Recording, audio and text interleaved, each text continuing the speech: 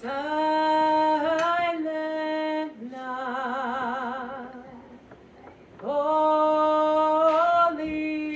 night, all is calm, all is bright, round yon virgin mother and child. Holy infant, so tender and mild, sleep in heavenly peace,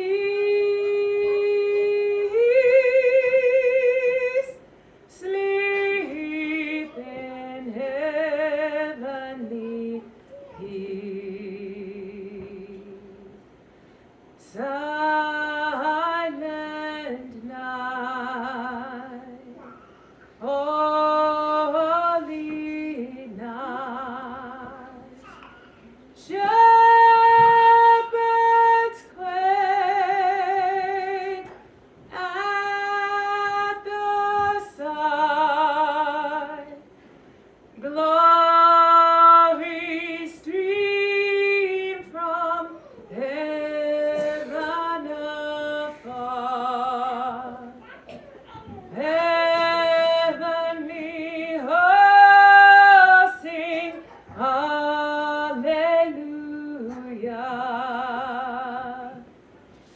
Christ the Savior is born.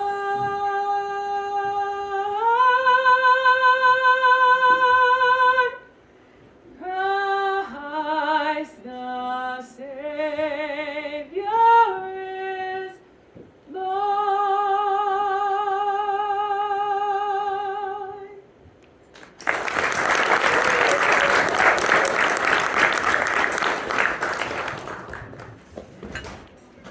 Merry Christmas Eve! Merry Christmas Eve! Oh, am I late? Is there an extra seat for me in there? No? Yeah. Oh, did the show start already? Oh, that's right, I'm starting the show. What? How do I look? Yes? Is my tie too fancy? Because I love a fancy tie, yes. Yes. Well, shall we get on with the show? Yes? Yes! Well, before we begin, I heard something about the Tudor house. I heard that it was haunted, yes. Especially on Christmas Eve. Especially on Christmas Eve. Now, I have a feeling we're going to be visited by ghosts. Are you ready for that? Yes? Yes? Well, I'm not. Where's the exit? No. I'm very excited. This is one of my favorite days of the year. Let's do this. Merry Christmas Eve, yes. Oh, so exciting. Welcome one, welcome all, for my name is Mr. Charles Dickens, and this is a Christmas carol, yes. The tale of a miserly, miserable, menacing man who comes to realize the true spirit of Christmas. Now, are there any children in this theater? Raise your hand if you're a child. Yes, yes. For this story is especially for you. So one day when you grow up, you can tell your children, and they can tell theirs, and so on and so on. So the story lives on. Now, I completed A Christmas Carol in merely 6 weeks, taking long walks of 15 to 20 miles around London. And in those walks, I wept and laughed and wept again. You see, a story such as this had never been written, and I do believe will never be matched if I do say so myself. Now, why did I write it? Why indeed? To show how our lives should be lived, to reject selfish mindsets, and to emphasize that we must do the best we can with the little time we have. Now my little ghost story of Christmas opens in London on a cold, snowy December the 24th in the year 1843. Once upon a time, of all the good days in the year, on Christmas Eve, old Scrooge sat busy in his counting house.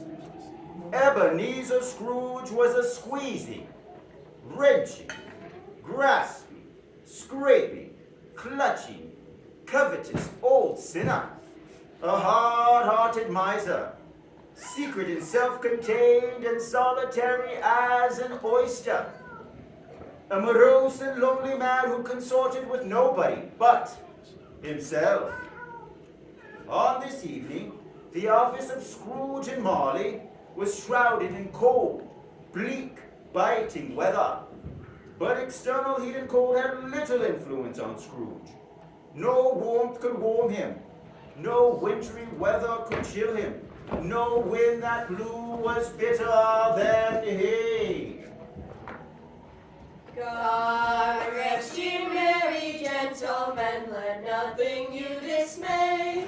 Remember Christ our Savior was born on Christmas Day to save us all from sin. Merry Christmas, humbug! Oh, be gone, you little beggars! Take your infernal Christmas carols and get away from my door. Sorry, sir. Merry Christmas, though, sir. Christmas humbug! You there, nephew. Well, what right have you to be merry? You're poor enough. Christmas is a humbug. Christmas a humbug, Uncle, a fraud? Oh, you cannot mean that, I'm sure. What right have you to be dismal about Christmas? You're rich enough. Oh, don't be cross, Uncle. What else can I be when I live in a world such as this, with fools who go about with Merry Christmas? Well, if I could work my will, every idiot who goes about with Merry Christmas on his lips would be boiled in his own pudding, buried with a stake of holly through his heart.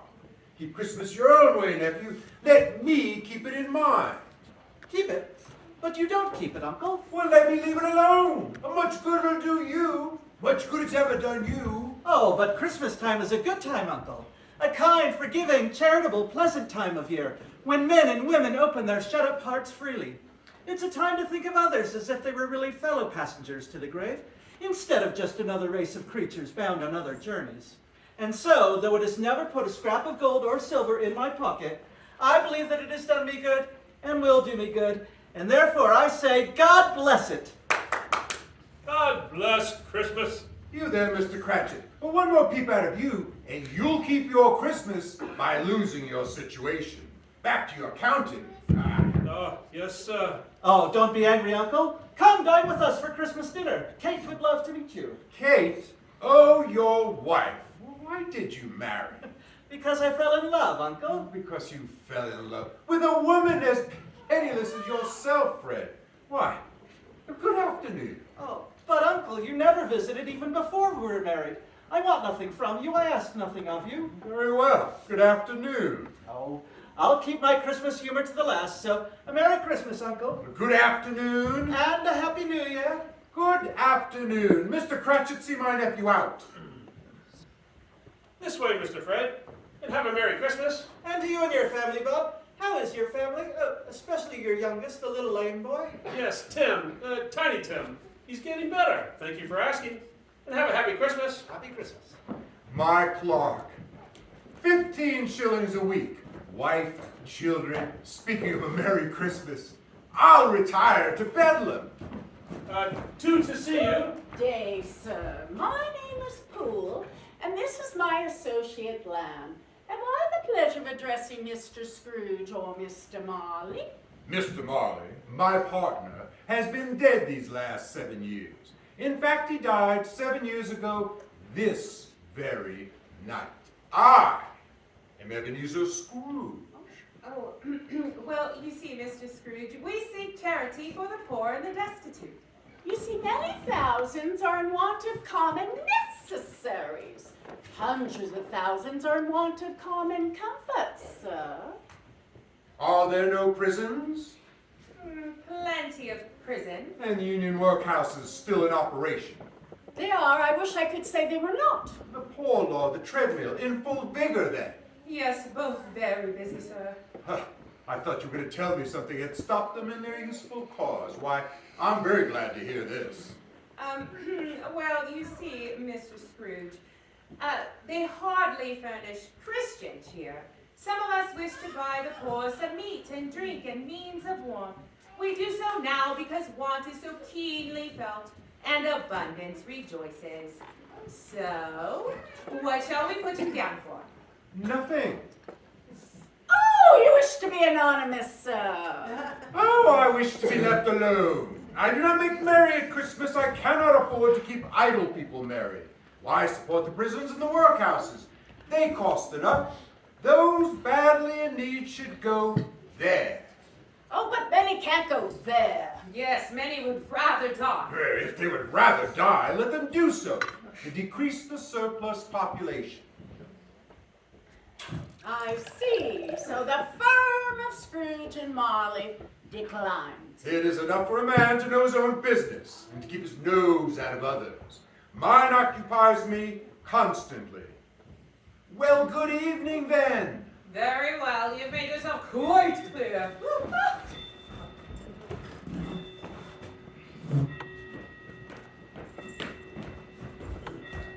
Mr. Scrooge, it's 7 o'clock, sir, and it is Christmas Eve. So, I suppose you'll be wanting the whole day tomorrow then. Eh, Mr. Cratchit? If quite convenient, sir. Oh, it isn't convenient, and it isn't fair. Why, if I were to dock you £0.50 for tomorrow, you'd think yourself ill-used. I'll be bound. You don't think me ill-used when I pay a day's wages and get no work. 'Tis but once a year, sir. Oh, that is a poor excuse for picking a man's pocket every 25th of December. But I suppose you shall have to have the whole day. Be in all the earlier the following morning, Mr. Cratchit. I will, sir, and have a Merry Christmas. Ah, Christmas. Humbug! Scrooge, there you are. What's the matter? You couldn't find a seat out here?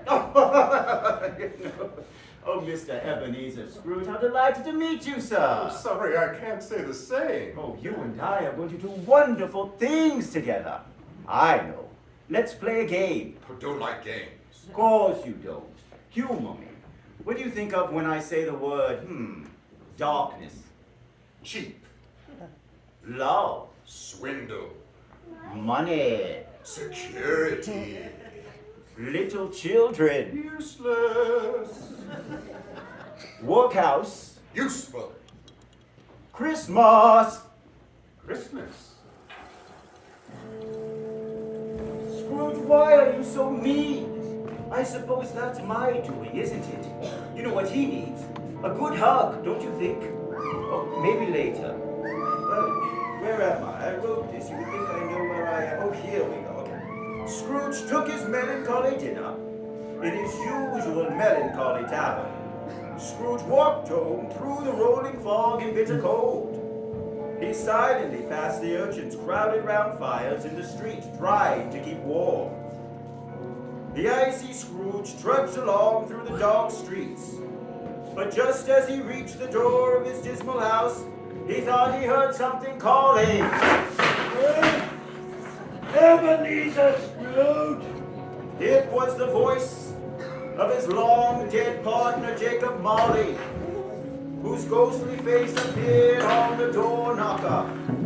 Scrooge hurried inside, closed the door, and locked himself in. He double locked himself in.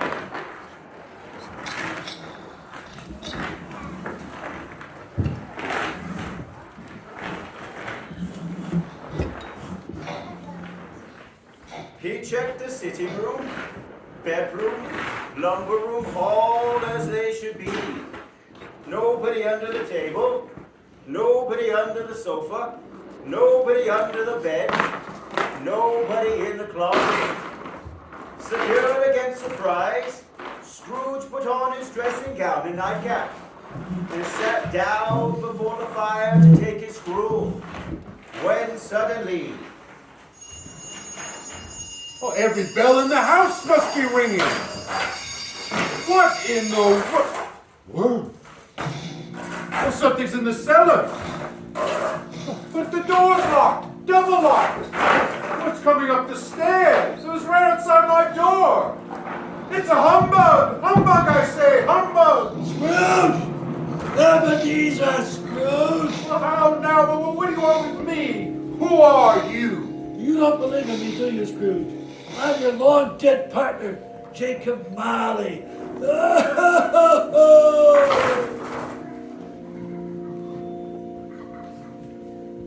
Why, I doubt my senses because the disorder of the stomach dilate them cheeks. Why? You're no ghost at all. You're no more than a bit of bad beef, a blot of mustard, a fragment of underdone potato. Why, there's more gravy than there is grave of you, whatever you are. You're a humbug. Humbug, I say. Oh, I must believe. A dreadful apparition. Why do you walk the air? Why do you come to me? It is required of every man.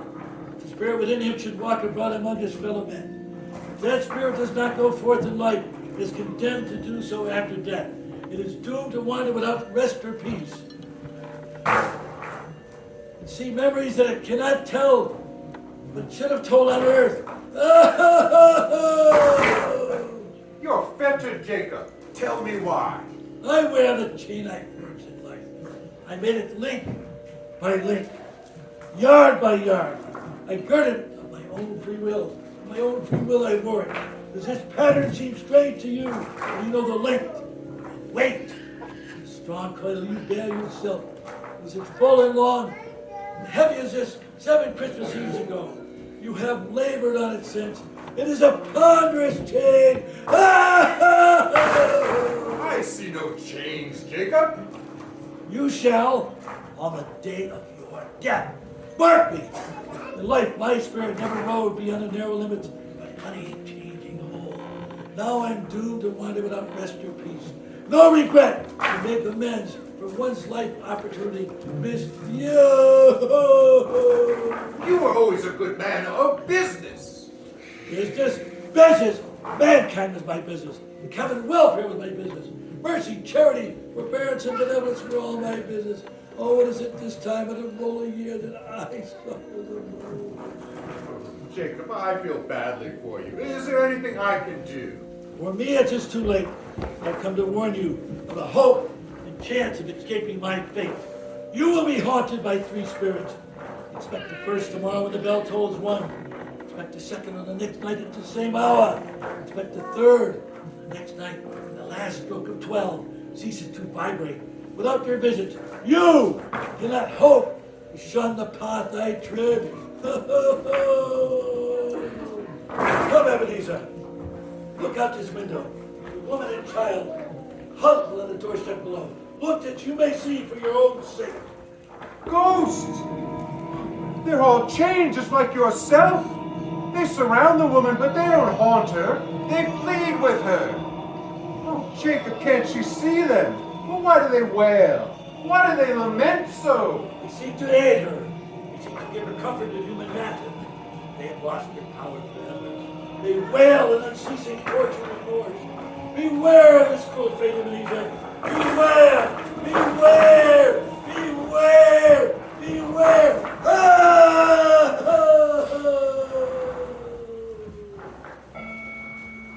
Scrooge awoke. He was sitting in his chair, still in his robe. Was Marley's visit a dream or not? He decided it was a dream, and nothing more. But suddenly, Scrooge found himself face to face with the unearthly visitor who drew them. It was a strange figure, like a child, yet not so like a child as like an old man. Ebenezer Scrooge. Are you the spirit whose coming was foretold? I am the ghost of Christmas past. Long past? Your past. I come for your welfare. Rise and walk with me. Out the window? I'm a mortal and liable to fall. Bear but a touch of my hand upon your heart, and you shall be upheld in more than this.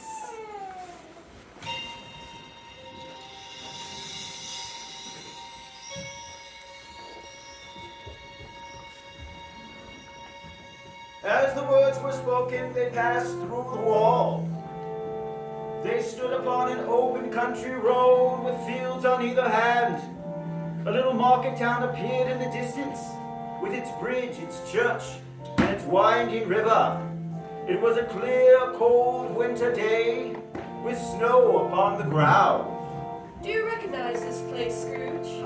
I was a boy here. I was bred in this place. Look, there are my schoolmates, Charles and John. They're on the Norfolk coach, heading home for Christmas holidays. Hello, Johnny, it's me, Ebenezer. Wait! These are but shadows of things that have been. They have no consciousness of us. Come!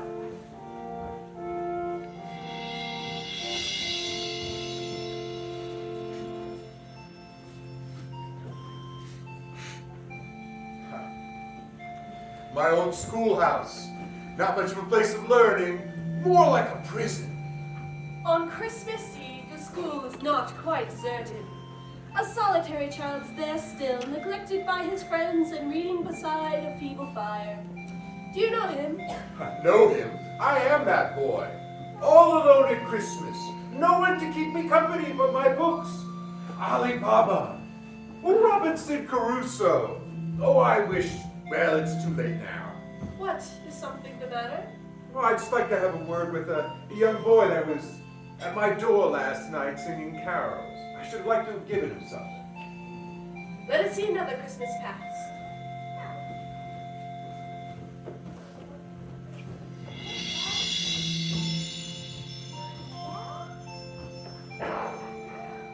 There I am, years older, but still at that dismal school, all alone at Christmas. Ebenezer. Fan, my sister, my beloved Fan. Dear brother, I have come to bring you home. Yes, home. Father is so much kinder than he used to be. My that home's like heaven. And we're to be together all Christmas long and have the merriest time in the world. Come with me, let us go. Your sister was always a delicate creature, and my brother died with her. She had a large heart and died a woman, but had, as I think, children? Oh, one child, my nephew Fred. My, how he resembled his mother. Let us see another Christmas. A celebration.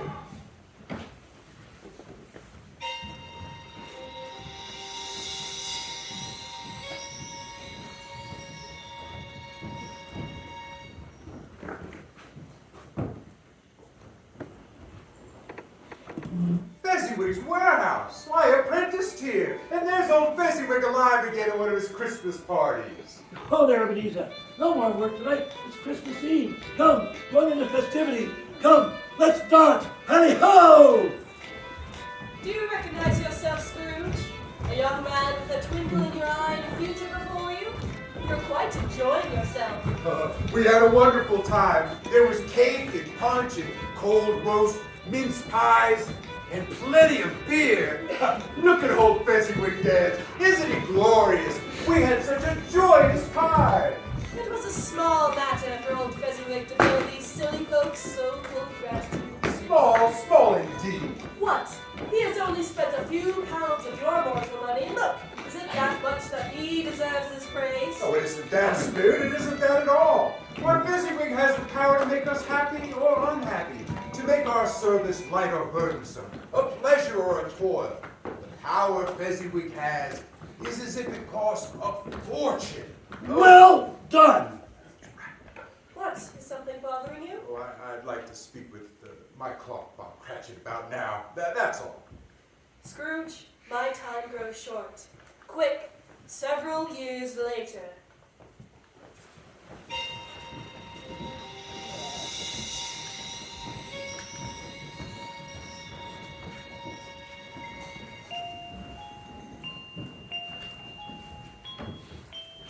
Belle, as beautiful as ever. A penniless girl who loved you, Scrooge. And I heard, didn't matter that she had no dowry, we were happy together. Until your career with Jacob Marley came between you. As you gained, so you lost. Do you see yourself? You're older now, a man in the prime of life. Your face has begun to bear the signs of care and avarice. Your eyes are eager. The greedy, restless eyes of a miser. No, not despair, no! This music box is a beautiful gift, Ebenezer. But I realize I matter little to you. Very little. To protect yourself from a hard and cruel world, you become hard and cruel response. I've tried to cheer and comfort you, but another idol has displaced me. Oh, Belle, what idol could ever displace you? You now worship a golden idol. I've seen your noble aspirations fall off one by one. You become another man, Ebenezer. Oh, Belle, I wanted success, security, for you. I seek tenderness, not riches. Therefore, even though it is Christmas, I release you from our engagement with a full heart of love for the man you once were. No, Belle, don't. Don't! Dear Ebenezer, may you be happy in the life you have chosen.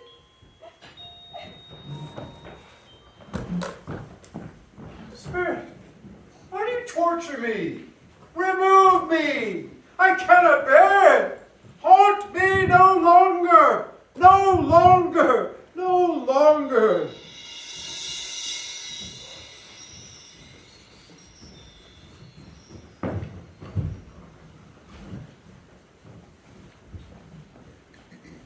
The whole scene disappeared, and Scrooge found himself once more alone,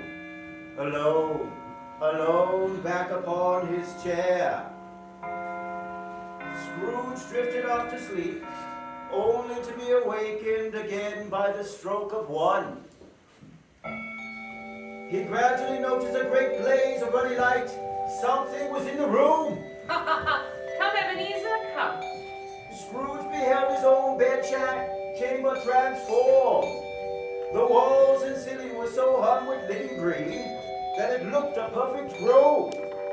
Around the blazing fire lay a feast of meats and fruits, and seething bowls of punch, and there sat a jolly giant, glorious to see. She bore a glowing torch shaped like Plenty's horn, and held it up, high up, to shed its light on Scrooge, as he crawled peeping from his chair. Come, Ebenezer Scrooge, come. Come and know me better, man. I am the ghost of Christmas present. You've never seen the likes of me before. Oh, Spirit, I went forth last night on compulsion and learned a lesson that's working now. If you have aught to teach me, let me profit by it. Very well. Touch my robe.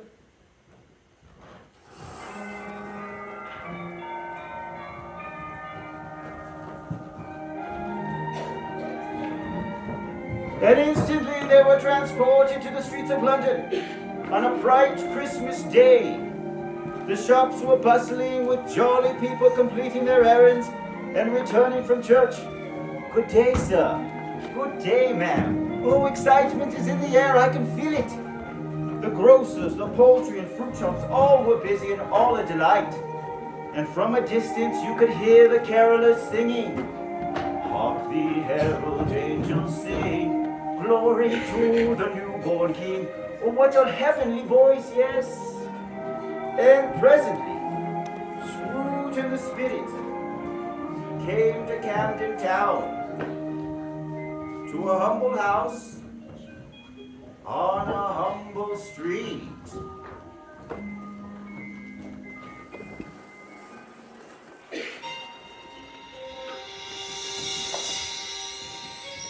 This is the home of my clerk, Bob Cratchit, his wife and children. Spirit, why are we here? Whatever has got your precious father then? And your brother, Tiny Tim? But here's Martha now, Mother. Hurrah! Sorry I'm late, Mother. We'd had a deal of work to finish up last night and to clear away this morning. Well, never mind, my dear, so long as you are here.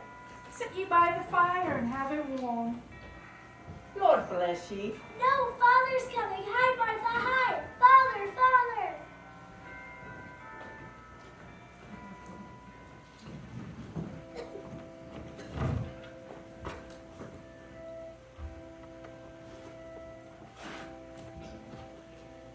Ah, Peter, Belinda. Why, where's our Martha? Not coming. Not coming? Not coming upon Christmas Day? Here I am, Father. Merry Christmas. So, how did Tim behave in church today, Bob? Good as gold, Mother. And better. Eh, Tim? The Sagup's so nice, Mother. I hope the people saw me in the church because I'm a cripple. You know, that might be pleasant for them to remember on Christmas when we lay beggars walk and blind men see. God bless you, my son. See, Mother, his heart is strong, and he will get better. I know it. Oh, play a game with us, Father. Play the memory game with us, please, please. Yes, and we'll sing some songs and look! Ew, smell that goose. It was never such a goose. Never. All right, be seated. Here you go. There's plenty of potatoes, stuffing, and plum pudding for all of you. Martha, dear, sit next to Tim and make sure he gets plenty to eat. He must get strong and well, or if anything should ever happen to him. Oh, Mother, don't even think that. I'll make sure he eats well. Here, Tim. Ow. Oh. Don't. Oh, quiet, please, quiet. Such a feast requires a Merry Christmas to us all. God bless us. God bless us. God bless us. God bless us. God bless us. Everyone. Spirit, tell me Tiny Tim will live. I see a vacant seat by the chimney, and a crutch without an owner. If these shadows remain unaltered by the future, the child will die. No, kind spirit, tell me he'll be spared. But why? If he'd be like to die, he'd better go on and do it, and decrease the surplus population. You use my words against me. Yes, and perhaps in the future you will learn to hold your tongue until you learn what the surplus population is and where it is. Perhaps in the sight of heaven, you are more worthless and less fit to live than millions like this man, poor child. Here's the punch. Steaming hot. Take your turn. Why, there's enough for a toast. And a toast after that.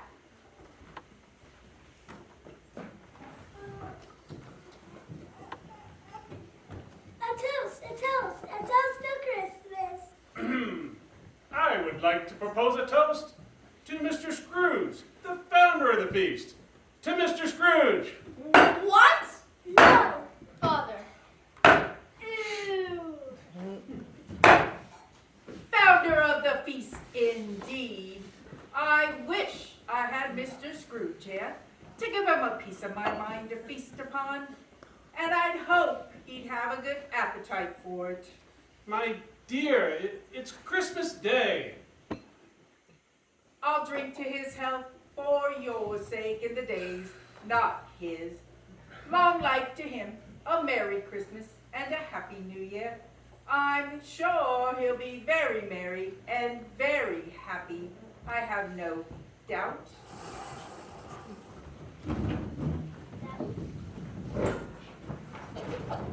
Come, Ebenezer, to a gathering across town.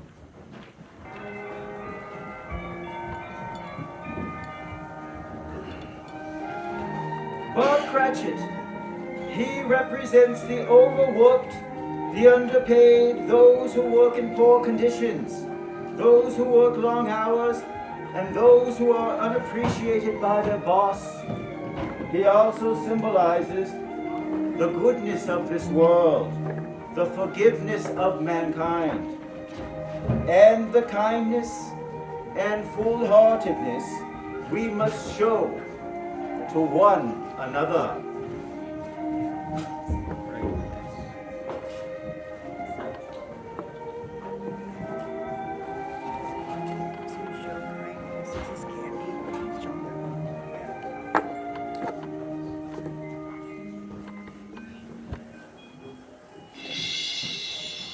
My nephew Fred, his wife Kate, and all their hungry friends. And then he said Christmas was a humbug, and he believed it too, as I live. Must see if I have, Fred. Well, he's a comical old fellow, and not so pleasant as he might be. However, his offenses carry their own punishment, and I have nothing to say against him.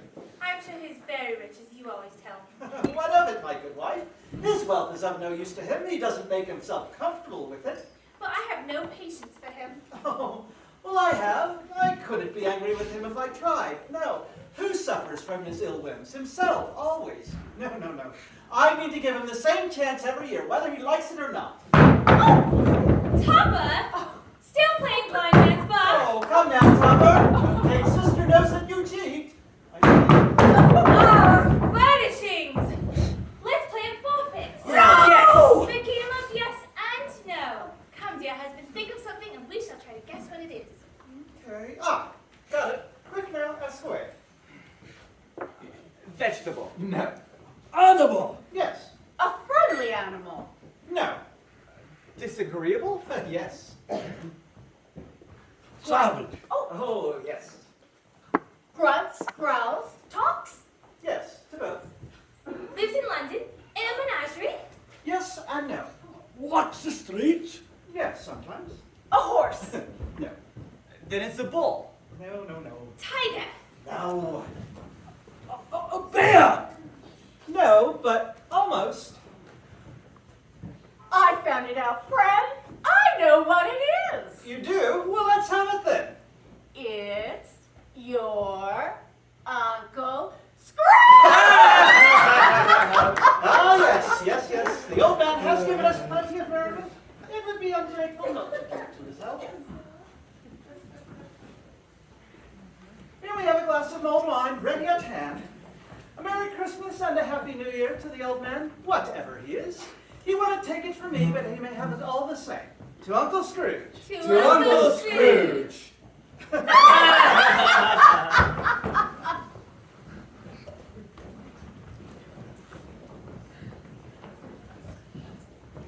Come, Ebenezer. There is much more to see. Men who can keep Christmas in their hearts.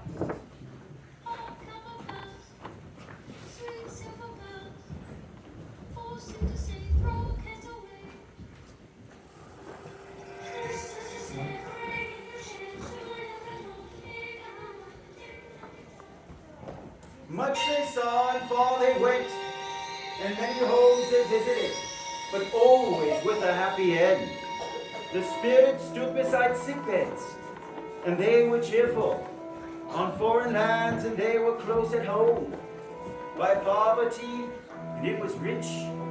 In almshouse, hospital, and jail and miseries, every refuge. The Spirit left her blessing and taught Scrooge as she went. At last, they returned to the streets of London for the Spirit's final lesson.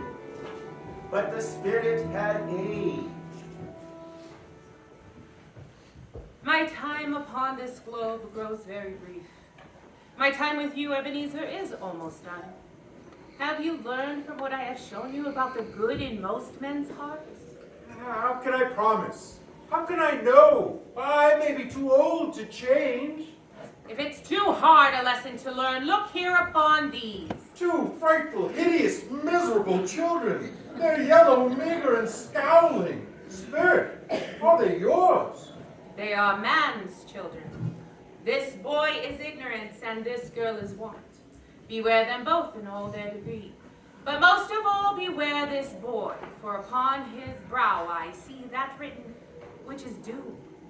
Without the spirit of Christmas to comfort them, narrow puritanism and greed would release these wretched beings upon the world. Have they no refuge?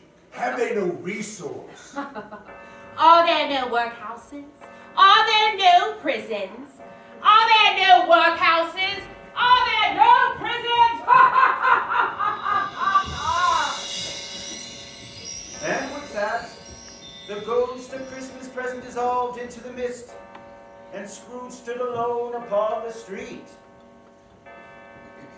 As the last stroke of midnight rang, Scrooge remembered the prediction of old Jacob Marley, and lifting his eyes, he beheld the third spirit,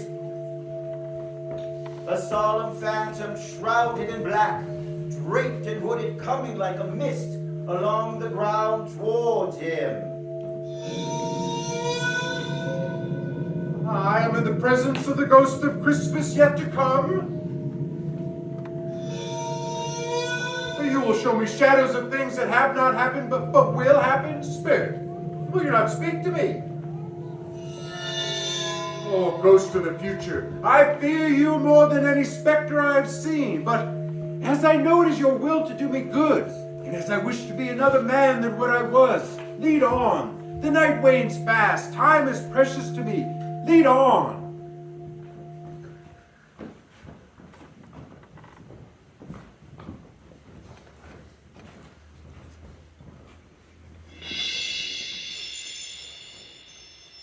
Why, this is my accustomed corner at the Royal Exchange among the merchants, and here are my fellow businessmen as I've seen them often. I don't know much about it either way. I only know he's dead. When did he die? It was just last night, I believe. The old scratch got his own in last night. So I'm told. What did he do with his money? Oh, his company, perhaps. All I know is he hasn't left any to me. Well, it's likely to be a very cheap funeral, for, upon my life, I don't know of anyone to go to it. Well, I might go. If lunch is provided. Oh, Spirit, why show me this trivial conversation? They couldn't have been discussing the death of my old partner, Jacob. Was some hidden meaning? Where was my shadow? Spirit, I expect my future conduct to provide some latent moral for my own improvement.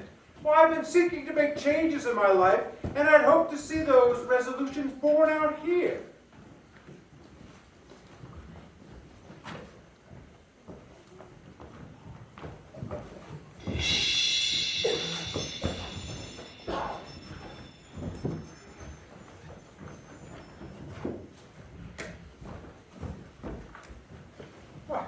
Where are we now, Spirit?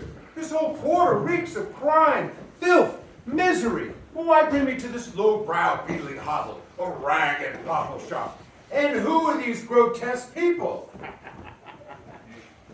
Look here, old Joe. Let the charwoman be the first. Let the laundress be the second. And let the undertaker's man be third. Oh, then what have we got to sell? What have we got to sell? Who's the worse for the loss of a few things like these? Not a dead man, I suppose. No, indeed. If you wanted to keep him after he was dead, the wicked old screw, why wasn't he natural in his lifetime? Is he still there? Well, if he had been, he'd have had somebody to look after him when he was struck with death, instead of lying there, gasping at his last, alone, by himself. A truer word has never been spoke. The judgment on him it is. What's this in here now? Bed curtains? Ah, yes. Bed curtains. You mean to tell me you just pulled them down, wings and all, with him lying there? Why not? Ah, what's the other upon the blankets now? His blankets too. Oh. And this fine shirt. It was the best he had. He would have wasted it by dressing him up. If it hadn't been for me. Oh, Spirit, I see why the course of this unfortunate man might be my own. My life tends that way now.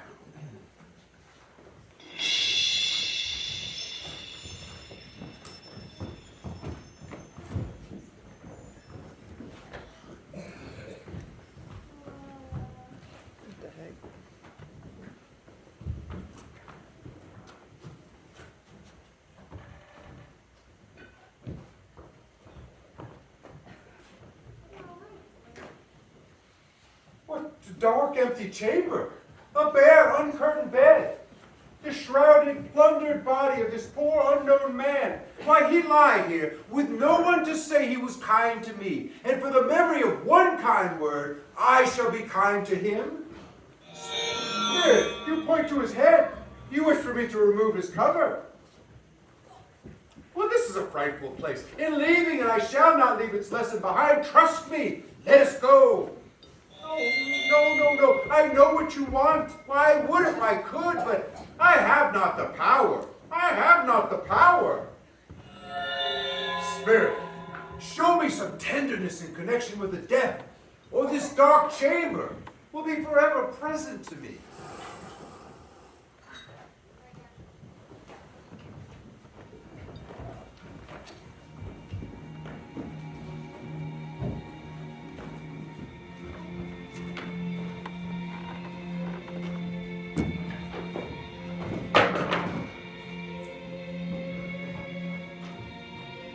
I remember this next scene you're about to see.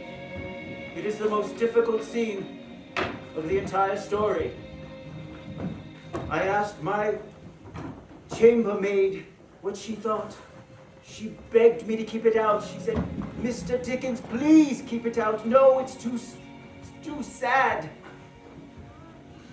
I told her, "No, it must be left in." It broke my heart to keep it in. And I realized that night that this was true. I wept myself to sleep, and you shall see what I am talking about.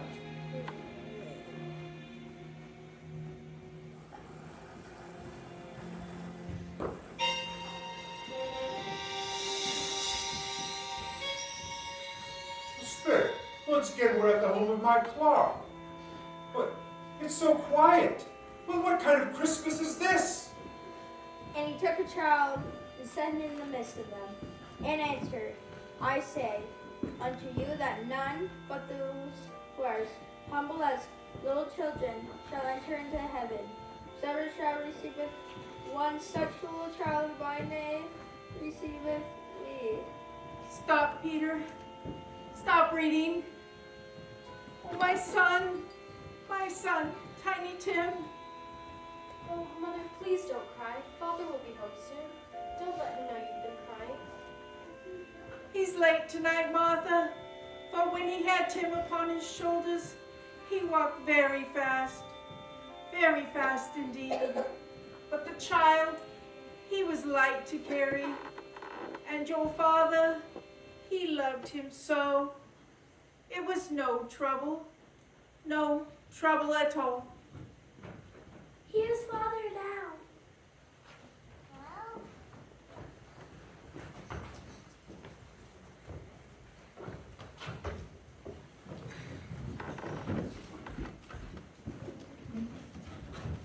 Sorry I'm late, Mother. I wish you could have gone.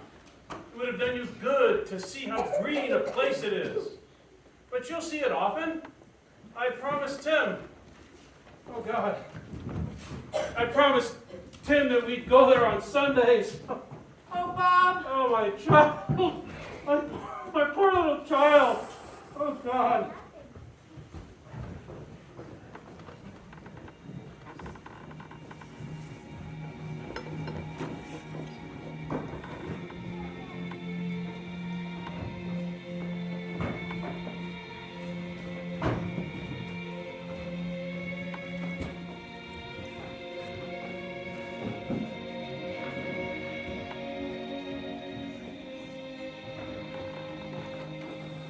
Spirit, something informs me our parting moment is at hand. Tell me, what man was that we saw lying there dead?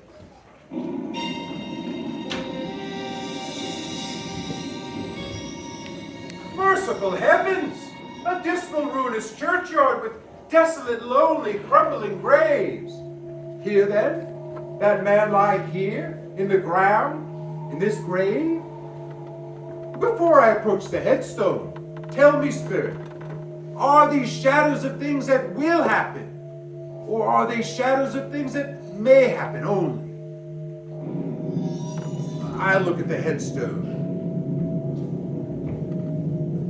The name on the headstone is Ebenezer Scrooge. Ebenezer Scrooge? No, Spirit!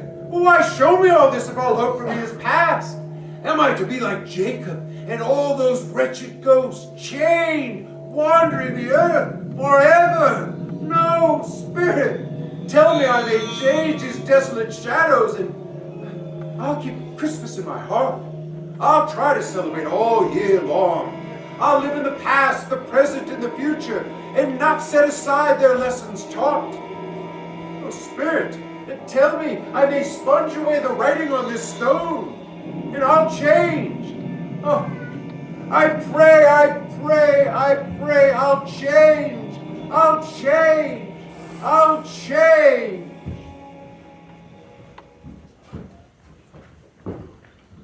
I'll change. I'll change. Well, I'm back in my room, in my chair. Oh, Jacob Marley, heaven and the Christmas spirit be praised. Why, I don't know how long I've been among the spirits. I don't know what day of the month it is. I don't know anything at all. Why, I'm as light as a feather, as happy as an angel, as merry as a schoolboy, as giddy as a drunken man. Oh, the window, fresh air. Merry Christmas! And a Happy New Year, sir. Oh, such a bright young lad. Tell me, what day is today? Today? Christmas Day, I believe. Ah, you're not sure, are you? No, I'm pretty sure. Well, such a bright young lad. Tell me, do you know the poulterer on the next street over on the corner? I sure hope I did. Huh.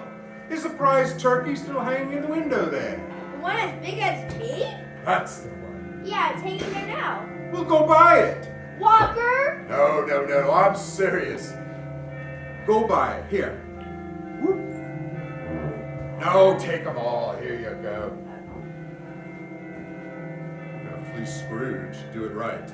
Go on out to the poulterer's and tell him to bring the turkey to the Cratchit house. Hurry along. Scrooge sent the boy to buy the prize turkey and have it delivered to the Cratchit family as an anonymous gift. Oh my goodness, what a gift to receive! Then the new Ebenezer Scrooge dressed himself all in his best and got out into the streets of London. By this time, people were pouring forth, and Scrooge regarded all with a delighted smile and hearty holiday greeting. Merry Christmas! Merry Christmas! Do you hear him? He's so happy. By mere chance, Scrooge came upon the charity seekers he had dismissed yesterday. But today he apologized and made a large donation to their worthy cause, with many back payments included. Scrooge went to church. Yes, he went to church. Many were surprised. He walked about the streets and watched the people hurrying to and fro. He patted children on the head, questioned beggars, and found that everything could yield him pleasure. He had never dreamed that any walk, that anything could give him so much happiness. In the afternoon, Scrooge turned his steps to the door of his nephew Fred, who was in the midst of Christmas dinner with his wife and their many hungry friends.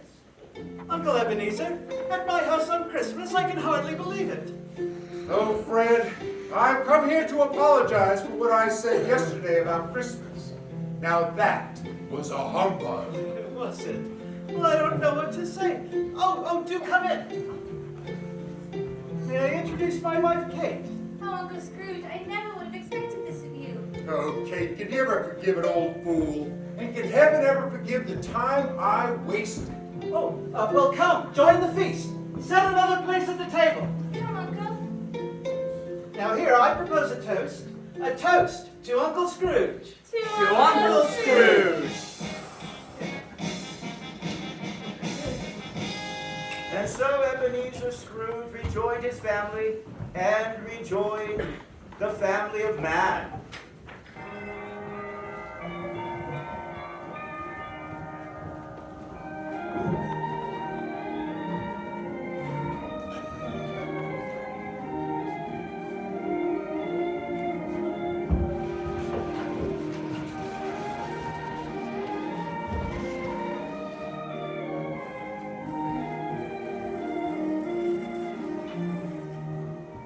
The next morning, Scrooge was early at the office.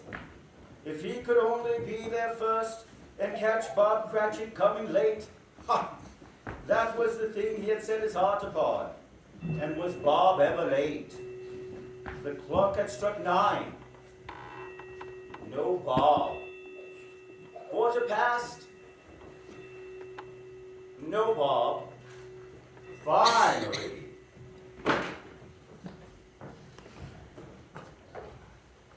Mr. Cratchit, what hour of the day are you coming in? Oh, I'm very sorry, sir. I'm behind my time. It shall not be repeated. I was making rather merry yesterday, sir. Oh, Bob, I'll not stand for this any longer. Therefore, I'm about to raise your salary. Oh, please, sir, you're going to raise my salary? Oh, Bob, I haven't lost my senses. I've come to them. Merry Christmas, Bob. A merrier Christmas than I've given you in many a year. I'll raise your salary, and I'll endeavor to help your struggling family.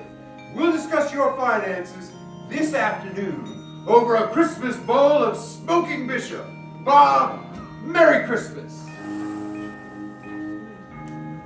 Scrooge was better than his word.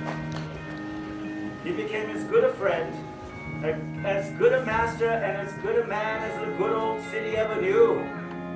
And to Tiny Tim, who did not die, no. He became a second father. And it was always said that Ebenezer Scrooge knew how to keep Christmas well. May that be truly said of us, all of us. Do you promise? Yes. And so, as Tiny Tim observed, God bless us, everyone. Let's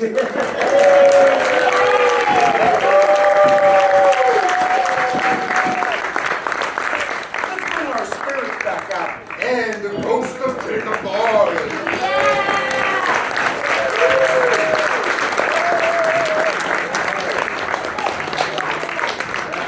That young Scrooge fellow and his girlfriend Beth.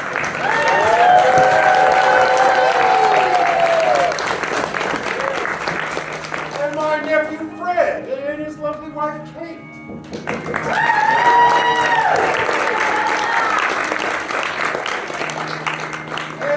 And where's old Joe? Hey, there he is.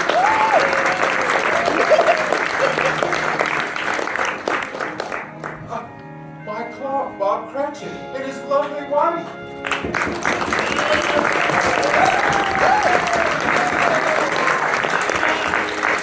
Where are those wonderful Cratchit children?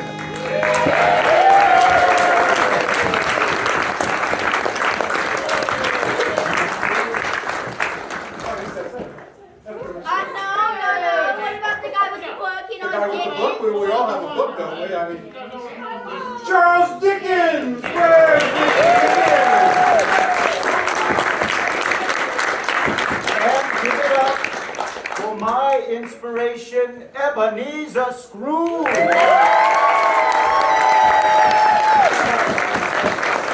He's been doing this for 9 years, and he's been doing an awesome job. He's the director, producer, friend.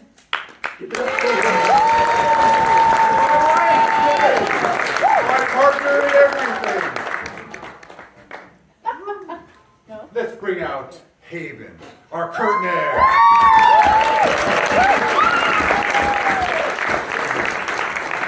And Alex and Matt up top doing lights and sound and backdrop. Keely for trimming our carolers.